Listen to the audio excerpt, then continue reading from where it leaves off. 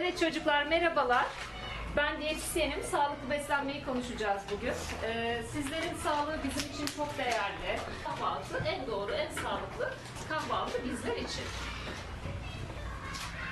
Çocuklar, yemek